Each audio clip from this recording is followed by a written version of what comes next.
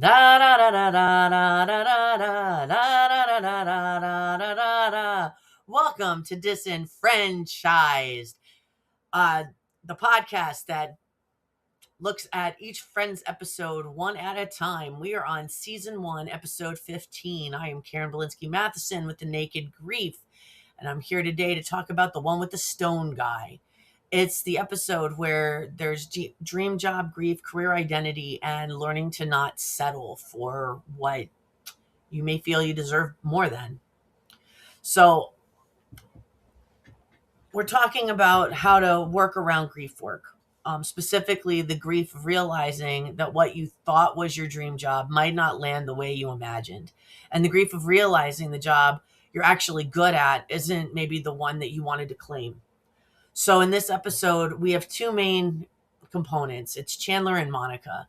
Chandler's been a data processing temp for about 5 years, and he gets the opportunity to be promoted to a supervisor. And instead of celebrating, he panics because he accepts the if he accepts the promotion, it means that he's basically saying, "This is my career." So instead of accepting the promotion, he decides to quit, and he wants to go see a headhunter, a go-go, who's going to give him an assessment and help him kind of see what he's good at so that he can get this glamorous dream job going. But he has no idea what it's going to look like. And then we also have Monica, who is a chef, who's always dreamed of running her own restaurant, creating the menus, designing everything. And she gets an opportunity to do just that. Phoebe has a client who is buying a restaurant, and he's in need of that chef to create it all. So she starts preparing and testing different menu ideas and has all the different characters tasting some of what she's making. And some of them have strong palates, some of them don't. A lot of it tastes kind of the same to them, but they're all excited to help her and to support her. And on the surface, this is all funny, but underneath, it's a masterclass in career grief and boundary grief. The disenfranchised grief that we're naming today. Let's name the grief first. The grief of, I thought I'd feel different when I got here. You finally get the promotion, the offer, the opportunity. Instead of joy, you feel deflated or dread or that wonderment of, could there be something better out there? And then we have the grief of identity. Chandler isn't just quitting a job, he's trying to quit a version of himself. The grief of wasted time, 5 years as a temp, not just a resume line. That's 5 years of mornings, commutes, office politics, and this isn't forever. That quality suddenly became a forever option. The grief of disillusionment. Monica's offered what looks like her dream role, but the person that's holding the keys to that dream is reckless and unsafe because he shows up to her audition stoned.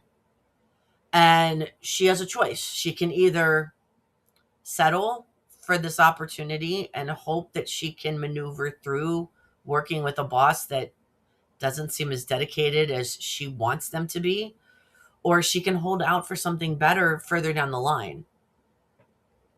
So with Chandler, when the job that you're good at isn't the one that you want, Chandler quits because the promotion makes it official. And sometimes it's not the job that breaks you, it's what the job means. For Chandler, the promotion isn't just more money, it's a mirror. It says, this is what you are, this is what you chose, and this is what you'll be known for. And if you've ever had that moment where you realize you've built a life that you don't even want to live, then you know that feeling. And again, yeah, they make it a comedy, but it's a true reality. Then Chandler takes an aptitude test searching for a new identity, only to find out that the test says, this is what you're good at. And that's another kind of grief. You know, he's thinking, oh, I'm going to get this glamorous opportunity.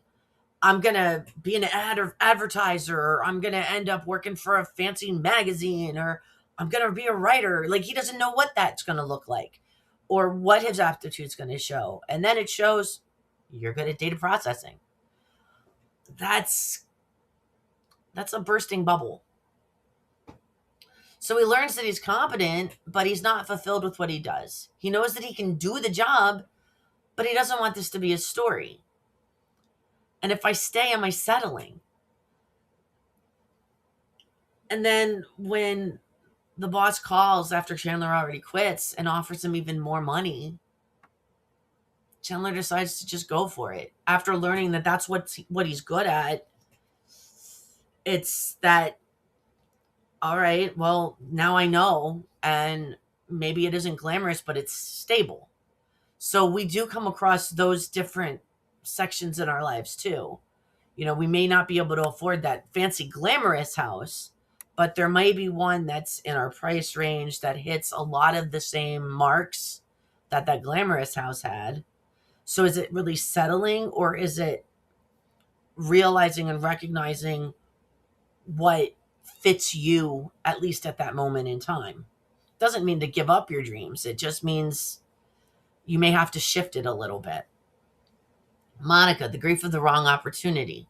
Monica's storyline is the one that it really resonates with me. I went to culinary school. My goal was never to own a restaurant. It was to be a restaurant manager, but I've always felt very connected with Monica and with what her dreams were and so forth, just because there were so many of my classmates that did want that opportunity to own the restaurant or run the kitchen and create the menu and really make it a part of who you are. And she gets this incredible opportunity, and she connects with one of the servers at the restaurant that she currently works at to get to serve the menu to this gentleman. And at the last minute, the girl bails on her.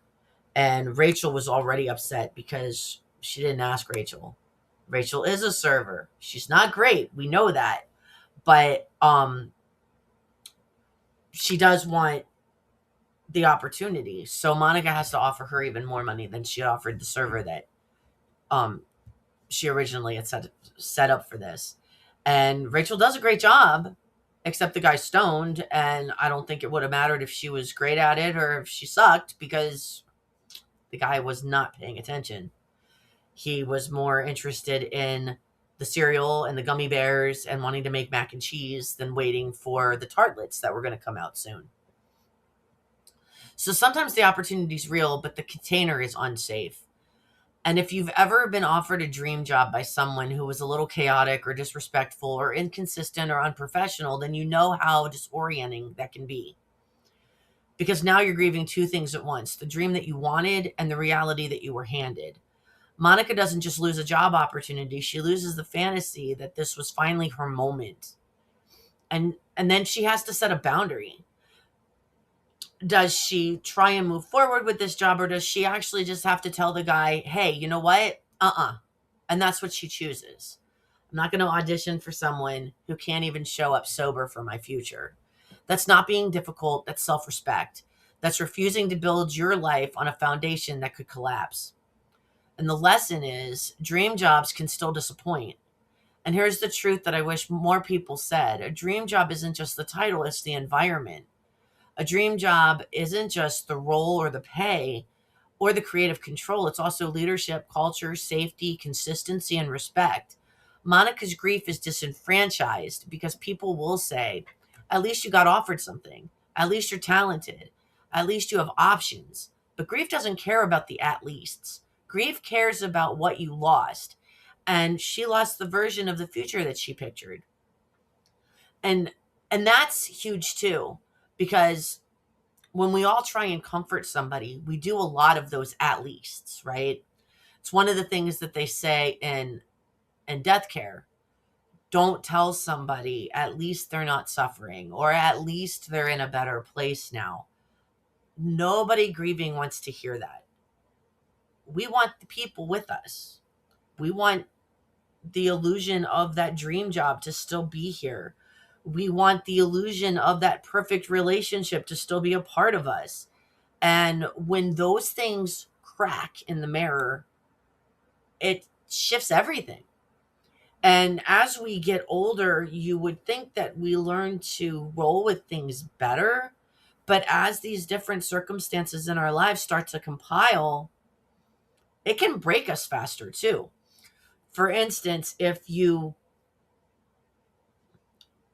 I'll use myself, if your spouse passes and then you find a new connection with someone and they hurt you, what used to be something you could bounce back from faster suddenly becomes something that's a lot more difficult to bounce back from, because this is somebody that you just let in during such a vulnerable time of your life, and you were willing to trust them and open your heart to them, and they spat on it or stabbed you in the back or just hurt you. You also see friendships that shift and change because of different circumstances in your life and how you choose to deal with them. And that can take the shift too. Sorry to put a little bit of a weird spin on this episode, but it's that whole disenfranchised process. And learning how to maneuver with it is powerful. It's one of the things that we do at the Naked Grief. We have different communities that help you identify the different levels and types of grief that you're going through to help you recognize what kind of support you need. Even though the Naked Grief is focused a lot on the physical loss of a person from death, it's more than that. It's those different communities that come together because you have to build a new identity. You need that self-empowerment piece, or to address the different levels of trauma that are trapped inside of your body that need to be addressed in order for you to move forward. All of these things compile and compress together, and they create different reactionaries through our lives, and it impacts our support system, our other relationships with our family, our children, our friends, our romantic partners, and it all plays different. So even though Friends is a lighthearted way to look at this stuff, it does help dive deeper in a way that you can kind of see how some of these different episodes mirror your own lives. So the practical takeaways in this episode are two really big questions. Am I grieving the job or the identity that I thought it would give me? Is this opportunity aligned, or is it just something that's available? Because available can still be wrong, and good at doesn't always mean that it's meant for. So if you're in that place right now, disappointed by work, disillusioned by the dream, or quietly panicking because your life doesn't match the plan, there's nothing wrong with that, and there's nothing wrong with you. This is grief too. And you don't have to pretend it doesn't matter just because nobody died.